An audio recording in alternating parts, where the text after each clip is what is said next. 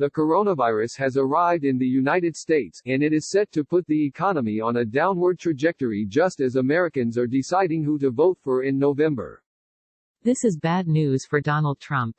The president's strongest approval ratings are in his handling of the economy. His basic pitch to ambivalent voters is that they should stick with him because the economy is the best it's ever been. An economic downturn would undermine this entire argument.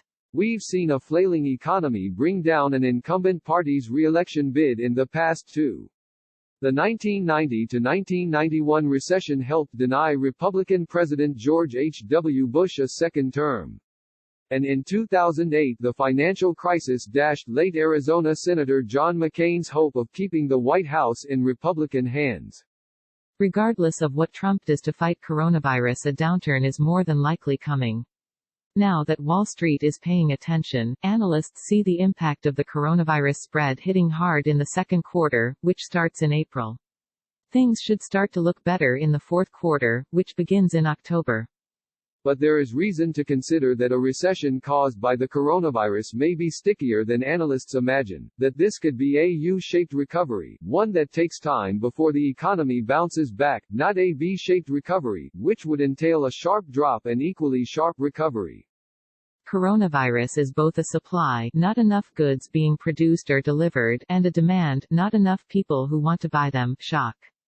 This is already evident in China's economic data, where last month both manufacturing and service sectors of the economy were walloped with a force unseen since the financial crisis. Global policymakers aren't used to this particular kind of problem. During the financial crisis the world had a demand shock, but there was plenty of stuff to buy. So they had one mission, to stimulate demand. Coronavirus has that problem and the additional problem of frozen factories and broken supply chains. It can create a lack of stuff problem. That is to say, you might want to enjoy sushi while you can. Last year consumers saved the U.S. economy. While they kept spending, the manufacturing sector was in its worst slump since the financial crisis. Things were supposed to get better as Trump's trade war with China came to a détente in December, but now the sector has another problem.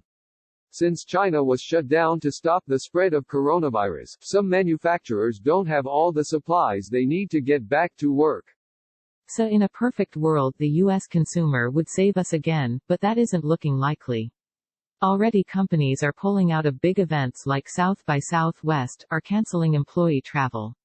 If this gets worse, they'll start staying home from restaurants, movies, concerts, and other activities that keep money flowing through the economy. In China we are just starting to understand the impact mass quarantine had on the country. The Wall Street Journal recounted how companies are now having to cut staff and slash paychecks. So far only 30% of China's small and medium-sized business, which make up the bulk of the country's private sector, are back to work. It remains to be seen whether or not coronavirus will shut down the U.S. economy to that degree, but any loss of income will matter to a lot consumers because Americans are sitting on a pile of debt.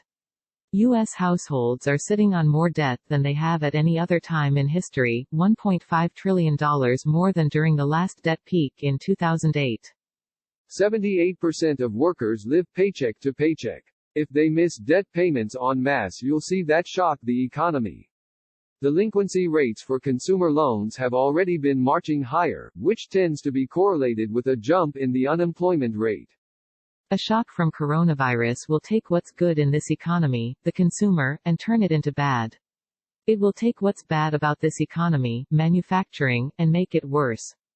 And, even in the best of scenarios, it will do it all in time for Americans to decide who will take the White House in 2021.